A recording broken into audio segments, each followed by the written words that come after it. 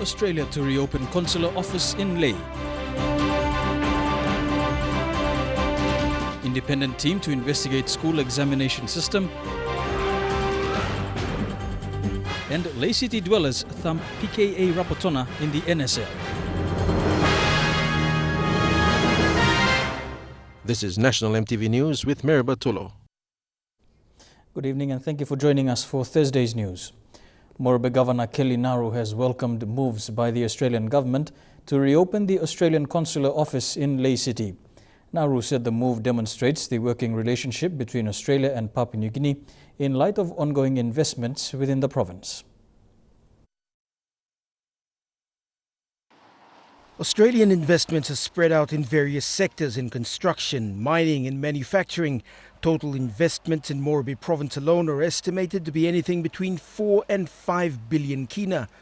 The opening of the consular office in Lae has been welcomed by Moriba Governor Kelly Naru. I believe strongly that the climate is now right, that they are most welcome to come back so that we can do business. The consular office represents an expansion of Australia's diplomatic presence in Papua New Guinea. Australia views Lae as an integral part in a chain of investments into the highlands and other parts of Papua New Guinea worth several billions. The consulate will support Australia's delivery of aid as well as the needs of Australians living in Papua New Guinea. I want to congratulate the PNG and Australian government. The announcement was made during the Australia-Papua New Guinea Ministerial Forum. The consulate is expected to come into full operation soon. Scott Wide, National EMTV News, Lae. Despite substantial efforts by the government, development partners and the private sector, Papua New Guinea remains poorly understood in its development challenges. This was announced today by the National Research Institute as it closes in to create the country's first knowledge hub. The knowledge hub will be a precinct for inquiring, informing and influencing effective public policies for nation building. The aim of the Knowledge Hub is based on what Senior Deputy NRI Director Dr. David Aris describes as the mantras or ideals of the National Research Institute. Dr. Aris says NRI is now dedicated for public policy research, which aims to tackle development challenges in the country. So for NRI to be a credible institution in Papua New Guinea, NRI must continue to do credible research. He says NRI being a think tank on policies, the Knowledge Hub will challenge policy making. Sometimes we will agree with the government, sometimes we may not agree with the government. Even where we disagree with the government, we're not doing it as opponents of the government, but we are doing it as devil's advocates in order to try to improve public policy or to generate discussion around public policy. Currently, NRI is planning on 8 research programs, and the development of these programs is aimed at inquiring, informing and influencing public policies. NRI as a think tank also takes the inquiry part of what we do very, very seriously. Our primary job here is to create knowledge, public policy oriented information and knowledge.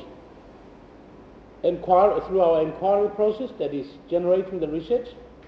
Once we have found the policy options, we have to look at ways to disseminate that, that's informed, and also influence. The Research Institute is also planning to transform its Waigani campus to a precinct that is self-sustaining. And Dr. Yala says NRI will aim to generate revenue from the Knowledge Hub. So that whatever we do here is sound and makes a positive contribution to PNG's development, but that will require money. Therefore, we need to develop the land and look at a sustained way of generating revenues to make it viable. The Knowledge Hub is part of a 30-year development master plan NRI is undertaking to develop its capacity. Stanley Over Jr., National EMTV News. The rate of access to safe water and sanitation in Papua New Guinea has been identified as one of the lowest in the Pacific. Joe Kolam from the Department of National Planning and Monitoring said the access rates are the lowest in the region. Therefore, the PNG government has created a multi-agency policy task force called the WASH Policy, specifically looking at water, sanitation and hygiene. The National Planning and Monitoring Department, in partnership with NGOs and stakeholders, have organized a two-day workshop on the government policy aimed at improving access to water and sanitation. The project will be tested first in the Morobe province. The WASH policy has never been seriously implemented by the government. Therefore, the government is now taking a priority in this sector. Create awareness on the policy itself here in Morobe province and to discuss the rollout. In the WASH policy and in the medium-term development plan, the PNG government has identified targets for access to water and sanitation.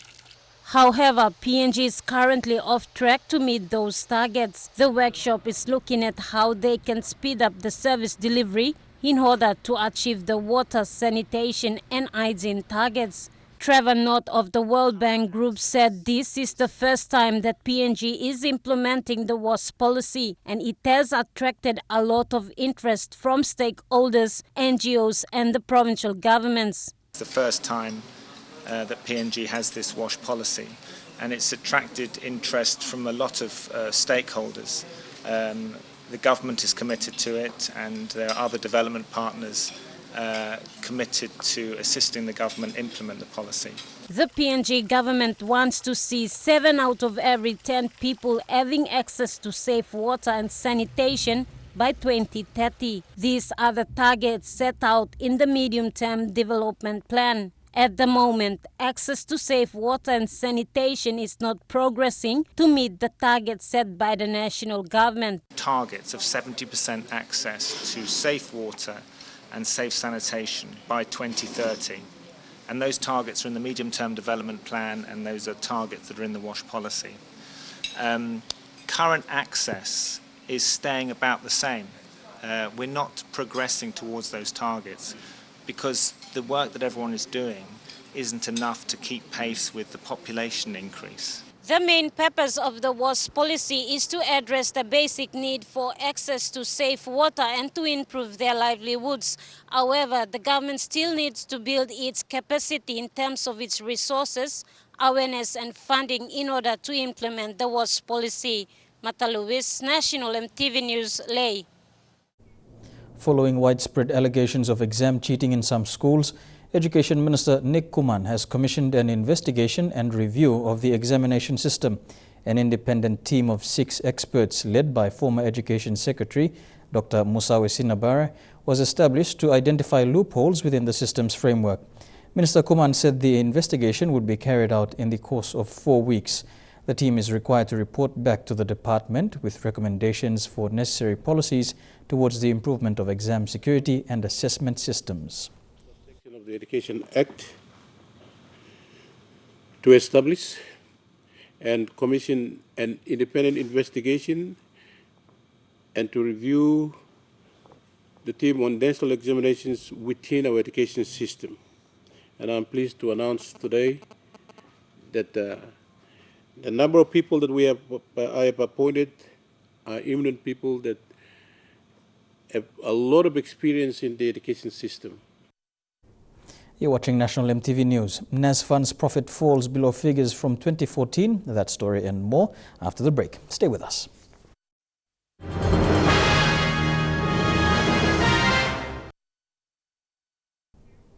Welcome back to National EMTV News.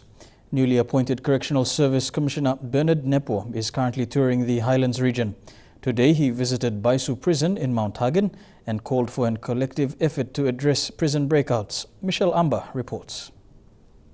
Weeks after taking office as the Commissioner of Correctional Services, Bernard Nepo is on his Highlands tour, visiting prisons. Today he was in Baisu talking to prison guards and prisoners. He highlighted the factors which contributed to past escapes, including the recent breakout at Buimo. So, the citizens and people of this country that prison escapes and issues that are affecting the prisons are not only the doing of the prisons, but we need to have a collective and combined effort to address those issues that are affecting in the prisons in the country, of external forces that are putting a lot of pressure on the prison services in the country.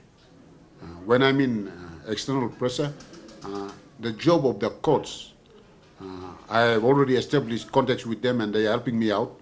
So we will try to address the issue of lengthy court periods by remandees. As soon as we address this, you'll be able to see that at least we minimize the prison breakouts that are occurring in the country. And for the prisoners, the issue of parole comes into play. These parole rules are not being taken care of by CS. As a result of this recent breakout, the Correctional Services is planning on separating prisoners on remand from convicts. This, he says, will minimize security issues because prisoners on remand do most breakouts. He said these areas have to be addressed to cut down on the number of escapes. The acting commissioner said areas which need immediate attention are rehabilitation of prisoners and addressing security issues at prisons, starting with increasing number of guards on shifts. The acting commissioner will be visiting Enga and Southern Highlands provinces. Michelle Amba, National EMTV News, Mount Hagen. Court files have been served on the 2 probationary constables allegedly involved in the condom-eating saga last December. NCDN Central Divisional Commander Sylvester Kalaut confirmed this in an interview with National EMTV News. Tekla Gunga reports. The files were served last Tuesday.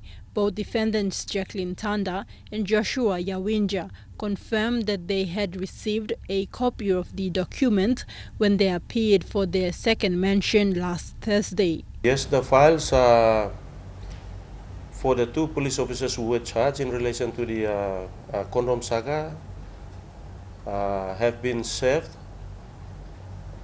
on the officers, on the 2 officers and the prosecution section.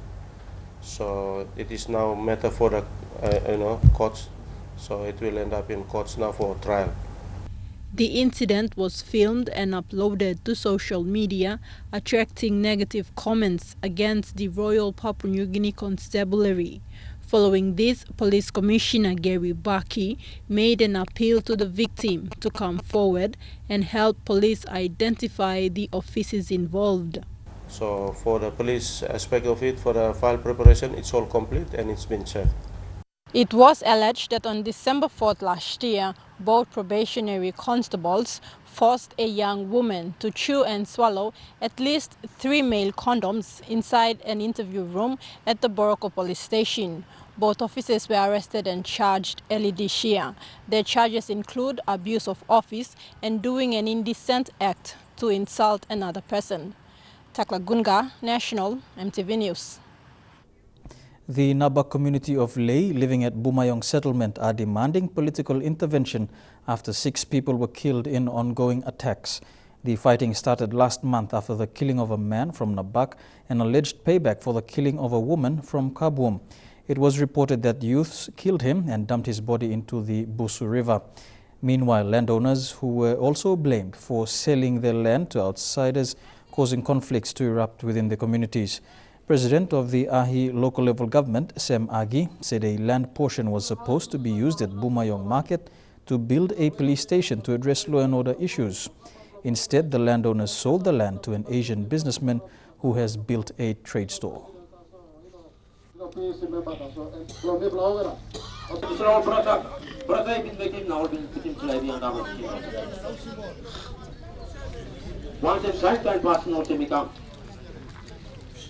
Land diplomat is come to diplomat address in this issue or someone. Let's say we plan to put him stop.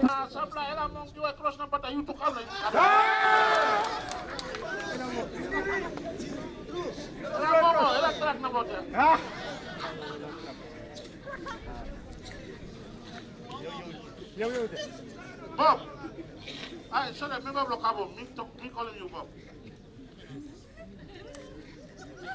Honorable member of Blocabo, please.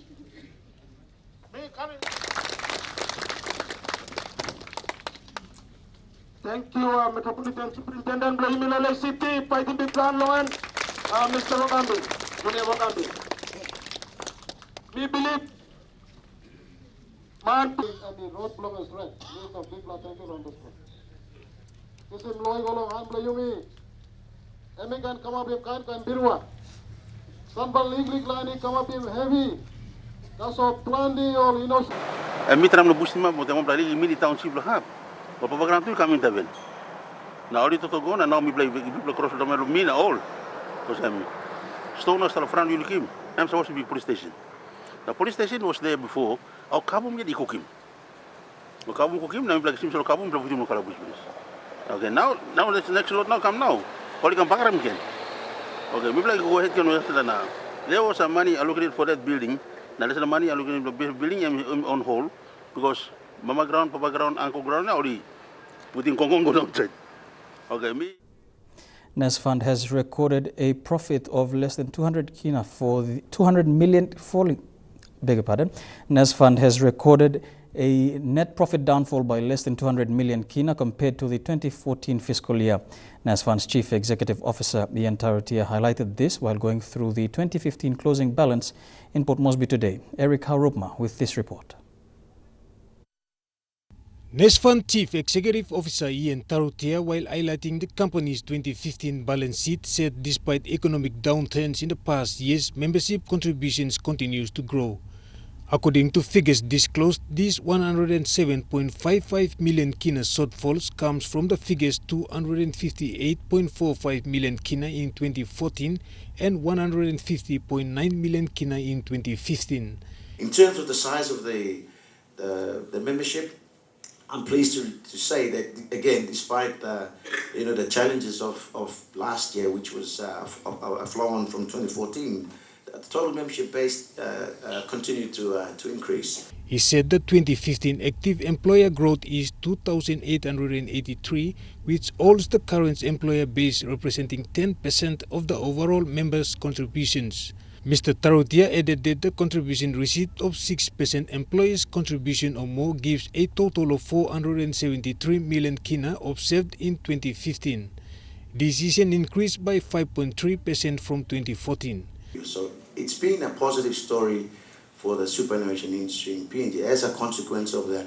So you know what they say, from adversity always comes prosperity. Something bad has to happen in order for something good to come out. Since 2012, there has been an increase in the contributions returns.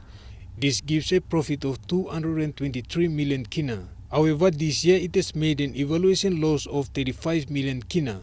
However, NES Fund has made more profits every year, which determined the evaluation gains for a period. He said given the falling oil and gas prices, NES Fund is focusing on increasing its membership in the agriculture sector.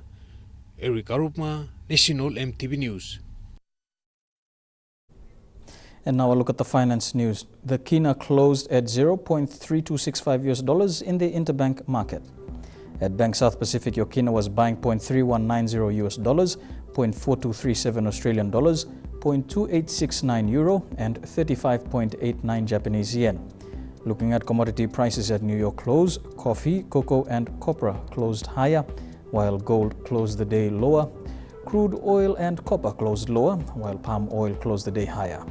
And on the stock markets, the Dow Jones closed at 36.26 points higher.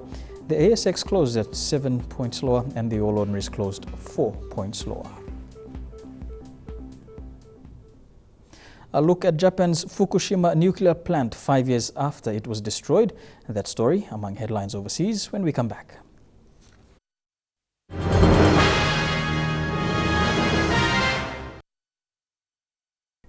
Welcome back to National MTV News. It has been 5 years since a powerful earthquake and tsunami struck Japan, killing thousands and wiping out entire towns in the country's northern coast. CNN traveled with one survivor of the Fukushima no man's land to see his former home. Whenever Soichiro Saito wants to check on his home, he has to wear this to guard against radiation. Saito only comes a few times a year to the house his family has owned since before World War II. Each visit more difficult than the last. Each room devastated. Poison does little to keep the rats away. It's painful, he says. My wife doesn't want to come here. The house is getting more dilapidated. This room pretty much hasn't been touched since the earthquake. You can see the calendar, March 2011. There's still laundry hanging that was done right before the earthquake hit. The shaking lasted 6 minutes.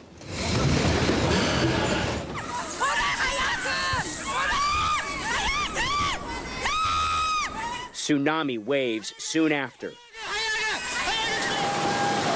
Icy cold, consuming coastal towns. 5 years ago, on March 11th, 2011, almost 20,000 people died. Many, spared by nature, would soon face a man-made disaster. Saito's house is 3 kilometers, less than 2 miles from the Fukushima Daiichi nuclear plant. His town, Futaba, sits empty. More than 6,000 people once lived and worked here. Today, they're allowed in for just 5 hours at a time. Nearly 100,000 Fukushima residents are still evacuated. Nearly 19,000 still living in what was supposed to be temporary housing. Some choose to stay. Others have nowhere else to go. Setsuko Matsumoto used to live within walking distance of her children. Now, they barely see each other. I had a happy life, she says. The disaster made a lot of families fall apart, including mine. Saito also lived with his parents, children, and grandchildren. Now, they're scattered in several cities. What did you grow in here? The soil on his farm, contaminated. I'm sad, he says. I'm empty. A feeling shared by so many here 5 years later. North Korea fired 2 short ballistic missiles towards the sea. It comes just 1 day after Pyongyang claimed it had miniaturized nuclear warheads. Kim Jong-un says this is a miniaturized nuclear warhead, a capability the world hoped North Korea would never reach, but some US officials feared they already had. The location and date of these photos is unknown. Intelligence agencies around the world will be poring over them to assess what it tells them about the true capability of the nation that just days ago threatened nuclear war on the US and South Korea. Is this a real nuclear weapon? What kind of missile is this? And is this a blueprint blurred out behind Kim Jong-un? South Korea casts doubt on its neighbour's claim, saying in a press release, the South Korea Defence Ministry assesses that North Korea at this point has not secured the capability of miniaturising a nuclear warhead. North Korea observers say Kim Jong-un's message is the same, whether the warhead is real or not. This is part of the regime's long-term strategy to be accepted as a peer nuclear state. So they continue to pressure the international community and to show that they will not reverse course. This is a show of defiance. Defiance it has shown all year. January 6th, it claimed to have successfully tested a hydrogen bomb, a claim that was widely discredited. February 7th, a satellite launch seen outside the country as a long-range missile test. Unprecedented UN sanctions against North Korea last week were met with Kim Jong-un calling for his nuclear weapons to be on standby. Joint military drills between the US and South Korea this week were met with threats of a preemptive nuclear strike. Iraqi officials are investigating whether ISIS may have carried out a chemical attack in the country's north. Health officials say people wounded were exposed to a toxic chemical. The U.S. military has been secretly interrogating the man it believes is the head of ISIS's chemical weapons program for nearly a month, trying to get him to offer up crucial intelligence. Top intelligence officials spelling out the threat. Neither ISIS nor Al-Qaeda has walked away from their desire to develop chemical, biological capability that they could use against the West. ISIL has also used toxic chemicals in Iraq and Syria, including the blister agent sulfur mustard. U.S. intelligence has confirmed 12 instances of ISIS using mustard agent against civilians in Iraq and Syria, including this attack against Kurds last year. Officials say the detainee provided enough information in recent days for U.S. warplanes to conduct limited airstrikes in Iraq against suspected chemical sites. But there is reason for skepticism. First, ISIS didn't appear to react to a key operative disappearing. It appears that they didn't miss him, so this tells me that it's more of a mid-level functionary. The U.S. says he traveled regularly, making his disappearance into captivity less obvious. And there's also no immediate indication the U.S. met the military goal, taking out the entire chemical weapons enterprise. It's very difficult to take out the entire chemical capability of ISIS because the types of chemicals that they're using, like mustard agent, are ones that can be produced very easily. The Obama administration has been going to great lengths to keep all of this out of the public eye, but U.S. officials say it is very likely that ISIS still could reconstitute the mustard agent program and begin to manufacture it again at a time and place of its choosing. Chile, one of the world's second largest salmon producer after Norway, has suffered massive losses of the fish due to recent algae growth, threatening jobs and raising new concerns over El Nino, climate change and general health conditions. Oceanographers are studying whether climate change is contributing to the record bloom of toxic algae in southern Chile, but the true cause remains unconfirmed. Marine Harvest, a Norway-based company engaged in the seafood production and marketing, announced on its website on March 3rd that 2.7 out of 2.9 million salmon have died due to algal bloom. It added that the remaining fish are most likely also lost at 3 of their seawater sites in the southern Chilean region of Los Lagos. Other fisheries have joined in the alert, which has led the Chilean Navy and Chile's National Fishery and Aquaculture Service to further inspect the phenomenon. It's very important what's going on. We don't have the capacity, we don't have the technology to be able to control the situation we are dealing with now. The only thing we can do as a state organization is to provide facilities to companies to carry out the necessary procedures to be able to rescue production. Scientists are concerned about the looming El Nino effect, a recurring phenomenon that alters sea currents and temperatures. Well, this is a phenomenon of nature which cannot be controlled by men, so we have to follow through every day. It has to do with temperatures and luminosity. Local media reports that 2 Chilean salmon farming companies have lost salmon valued at $26 million in total. The main factor is pollution that exists below the cages where these fish reproduce. There is a viral environment there, a bacterial environment, and now with the phenomenon of El Nino and the rise in temperatures, the algae that is superficially deposited prevents photosynthesis in the deepest regions. To have this situation on the seabed, under the cage, where there is no photosynthesis, the salmon begin to choke, suffocate and die. Reports by the National Oceanic and Atmospheric Administration say that contaminated seafood can cause amnesic shellfish poisoning in humans, a serious illness that can lead to short-term memory loss, brain damage and even death. Local media reports that 9 fisheries have been affected by this red tide in 21 areas around the Andean nation, placing some 13,000 jobs in jeopardy. Researchers are yet to determine whether the longer-term global climate change from rising sea levels of heat-trapping greenhouse gas emissions are playing a role here. Lorraine Gabina, MTV World News. You're watching National MTV News. Trukai Sports is next. We'll bring you NSL and more. That's after the break.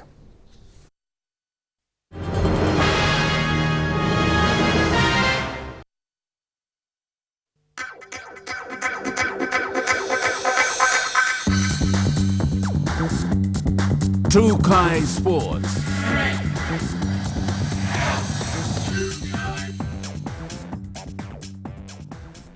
Welcome to Trukai Sports. The Telikom National Soccer League has fostered some of the country's elite football players, many of whom have gone on to wear the red, black and gold for PNG on the international scene. One young footballer who is now making his name in the NSL is seen as the driving force behind Medang Football Club's success over the 2015 and 2016 season. Max Sagum, the Medang-born midfielder, has been a stalwart for both his hometown club, Medang FC, and with stints on the national scene, has proven himself capable as he seeks to find glory for his team again. Indonesia, still the same man, Alvin, 1 year, so kind of some Maranga planting good the place now. For a young player, the captaincy of Medang FC has proven to be a blessing. Mr. Phil, sometimes play on the young Plamagi, kind of some Maranga, so producing plenty good player. In 2015, the 23-year-old guided his club to the pinnacle of the Telikom National Soccer League before succumbing to a devastating 5-1 loss at the hands of rampant Lae City Dwellers, a feat he rates the highlight of his career. For Sagum, however, he believes that the success he has achieved has much to do with his teammates. Surprisingly, he has opted for constabulary as a future career option. Now, generation I'm planting kind of illegal crimes, illegal town raids, town raids. Medang FC were unable to qualify for the final series this season after failing to win much needed matches later on. That, however, has only firmed the resolve of the captain, and he has this message to give to the future of football in the country. So no matter what, all boys still play Medang. They play Glunda. Even though we're making the finals, still play. The soy Muslim. Shane Saroya, National EMTV Sports. Lae's glamour club, the Lae City Dwellers, gave PKA Rapatona a 5-0 drubbing at Lae's Sir Ignatius Kilage Stadium late yesterday. And it isn't the first time. Rapatona have suffered before at the hands of the Dwellers. 2 weeks ago, they lost 5-0 in Port Moresby. Bethany Harriman with the highlights. The Lae City Dwellers took on Rapatona yesterday at Lae's Sir Ignatius Kilage Stadium with confidence after a 5-0 drubbing in Port Moresby a fortnight ago. Yesterday, they thrashed the underperforming PKA Rapatona 5-0 again, putting to rest that the first time wasn't a fluke. The minutes of the first half flew by with both teams challenging each other with ball possession. The Lae boys looking to score, but Rapatona held them off till half-time. A slow start to what was going to be a one-sided affair.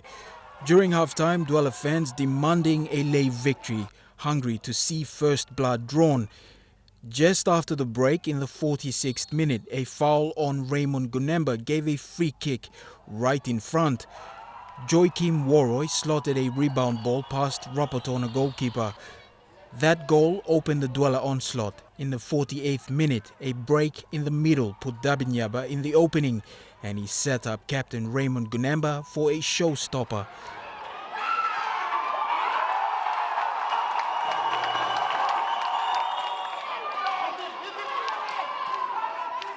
In the 52nd minute, a counter-attack put Matthew David in the open, and he made no mistake from a Gunemba pass.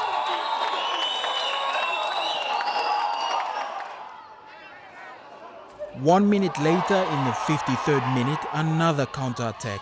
Passes found Gunemba, who without hesitation gave it to Dabinyaba to tuck the ball in the back of the net.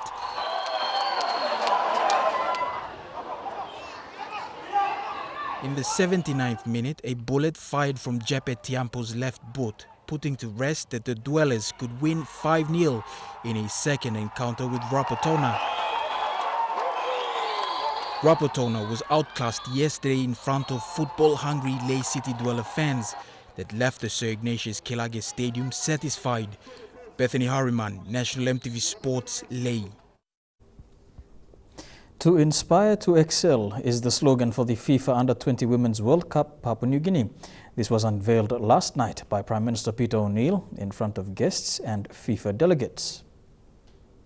I hope our country and our young girls throughout the country will find inspiration from this tournament.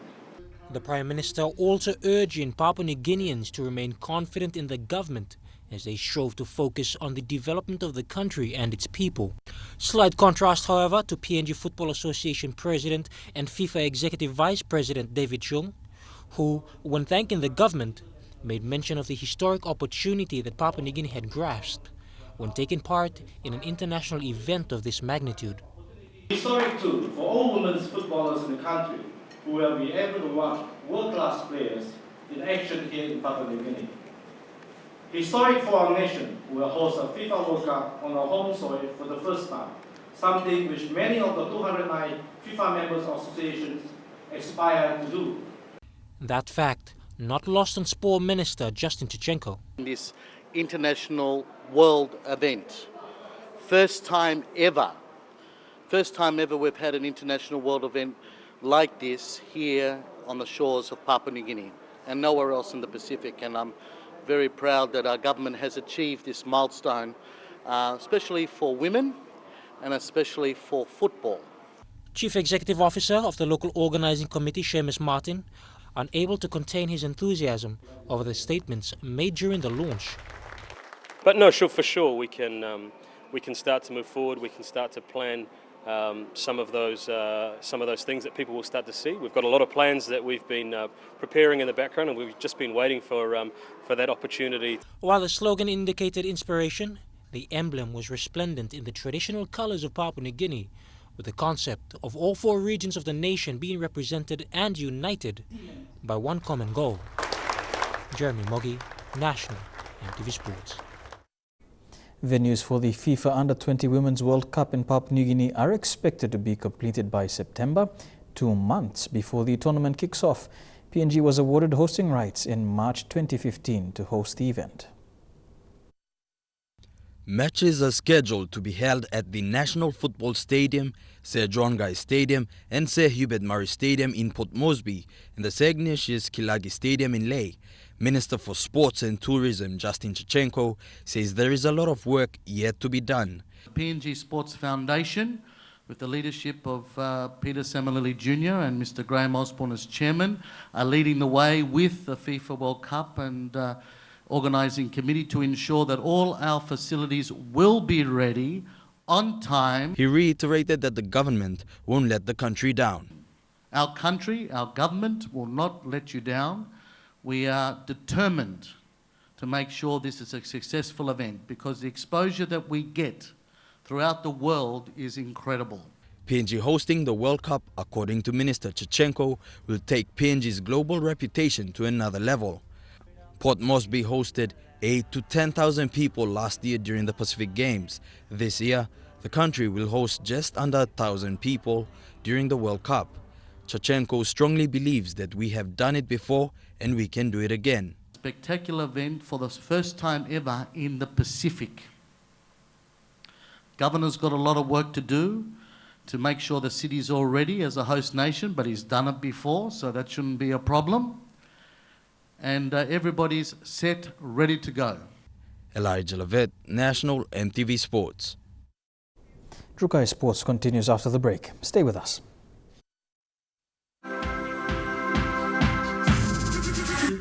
Trukai Sports. Welcome back to Trukai Sports. The PNG Pukpuks have assembled in Port Moresby to prepare for the upcoming HSBC Hong Kong Sevens from the 8th to the 10th of April. The boys will remain under the stewardship of coach Douglas Guys, and although they have welcomed the unexpected departure of Butler Morris and Billy Torrea to the Intercity Cup, the core of the squad remains much the same, with Hensley Peter and Wesley Valley taking the lead as seniors. Last year, the Pukpuks were taken to the Hong Kong Sevens under the guidance of head coach Billy Rapilla, and although there have been changes made to the coaching staff and core squad, this year's team has some exciting prospects. Manu Gais will feature in the national jersey for the second time since his return from a 12-month suspension and will be sure to control the backline and halves, while Hensley Peter and Wesley Valley are expected to be destructive on the wing. While the Morris and Valley combination on the wing proved far too strong for nations like Tunisia, South Korea, Uruguay and Russia, there are no doubts this year's team will perform in Hong Kong. The Pukpuks, however, will not compete in the World Series competition, but will feature in the World 7 Series qualifier in Hong Kong. Last year, the team went undefeated and topped their pool, but lost to Russia 26-7 in the semi-finals. While draws are yet to be released for next month's qualifiers, PNG is expected to face similar competition. And in the weeks leading into April, the squad have been under intensive training with both indoor and outdoor sessions and are hoping to tour Fiji prior to the Hong Kong Sevens. Lorraine Genia, National EMTV Sports. Round 3 of Super Rugby will kick off in Auckland tomorrow as the Blues take on the Hurricanes. The Force will be up against the Brumbies, while the Lions will be looking to win 2 games in a row in New Zealand as they face an informed Highlanders squad. In the Australian Conference, Western Force will be up against strong side, the Brumbies. Although the Force managed to secure a victory over the Reds last week, the Wooden Spooners will be in for a challenge. The Force will maintain the core of their squad with John O'Lens named at 5'8", Luke Morahan on the wing and Ben Tapuai at centre. The Queensland Reds will play their first Super Rugby match under co-coaches Nick Stiles and Matt O'Connor, following the sacking of coach Richard Graham. Up against the Rebels, the Reds are entering this round as the less disciplined side. The Rebels have been tipped to win comfortably by 12 points. And across the ocean, the Highlanders will take on the Lions, who will be looking to secure their second win in a row in New Zealand. They were outstanding against the Chief last week, having played some accelerating rugby that was far too good for the Kiwi side. The Highlanders, however, aren't treating this game lightly, as they too are looking to bounce back from last week. Shane Saroya, National EMTV Sports. The highly anticipated annual PNG Game Fishing National Titles will be staged from March the 18th to the 28th. Trukai Industries has renewed its platinum sponsorship of 35,000 kina to support the Game Fishing Association of PNG in Rabaul, East New Britain. As a naming sponsor of the popular shootout event, Trukai will not only organize the briefing and calculations for the competition, but also provide a bag of Trukai products to each angler who manages to catch a legal billfish. The PNG National Game Fishing Titles have grown to become one of the country's largest annual sporting events since they were first held in Rabaul in 1976. Cricket PNG has launched a program called Girls Empowerment Through Cricket. The launching was witnessed by the PNG Hebo Barramundis and the CPL Lewis women's cricket team. Mai Koime reports. Female students and their teachers from Marineville, Tokarara, Gordons and Jubilee Secondary Schools attended the Girls Empowerment Through Cricket program launch and also to commemorate International Women's Day. The Girls Empowerment Through Cricket program is a sports development program initiated by Cricket PNG last year and funded by Australian aid. It's a program that started last year where we targeted high school students, targeting women in high schools around Papua New Guinea, teaching them the basics of cricket, but also giving them some life lessons as well. The main aim of the Girls Empowerment Through Cricket program is to increase female participation in playing hardball cricket and empower young girls through educational sessions. Mai Koime, National EMTV Sports. And that ends Trukai Sports. We'll have further weather details after these short messages. Trukai Sports.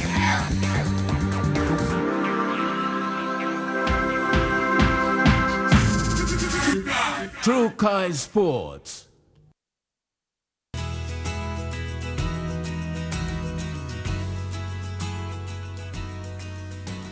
Taking a look at the weather forecast for tonight and tomorrow in the southern region, Port Moresby sunny with a chance of showers. Showers in Daru, sunny with a chance of showers in Kerema, and sunny and fine in Alotau, and fine but expecting a few showers as well in Popondetta. To the Momasa region, fine and sunny in Lae and Wau. Some showers expected in Madang, showers and thunderstorms expected in Wewak and Vanimo. To the New Guinea Islands region, showers and rain expected in Lorengau, Kavieng, Kokopo, Rabaul, Kimbe and Buka, mostly fine. And in the Highlands region, fine but some fog tomorrow morning in Mount Hagen, mostly fine in Goroka, Kundiawa, Mendi and Wabeg.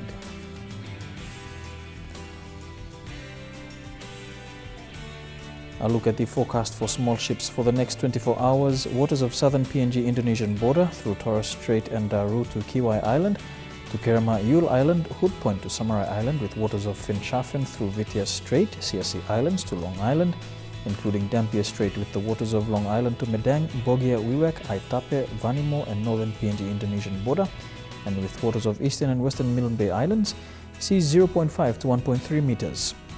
Waters of eastern and western Milne Bay Islands, with waters of Samarai Islands to Cape Vogel, Finchafen, and waters of New Island and Bougainville, seas 0.3 to 1 meter.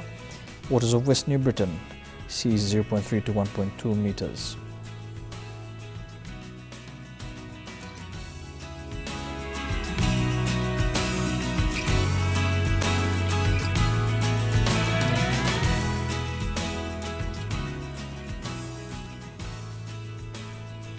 And now look at the ocean forecast for PNG areas. In the Coral Sea, seas slight with easterly winds at 10 to 15 knots. Solomon Sea, seas calm to smooth with variable winds at 5 to 10 knots.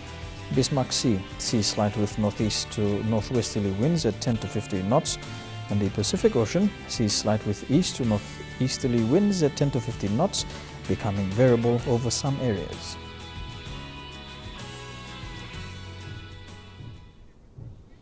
Before we go, recapping our main stories for tonight. Australia to reopen Consular office in Lae, an independent team to investigate school exam system, and Lae City Dwellers thump PKA Rapatona in the Telikom NSL.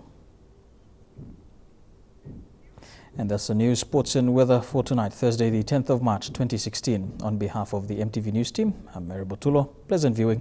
Good night.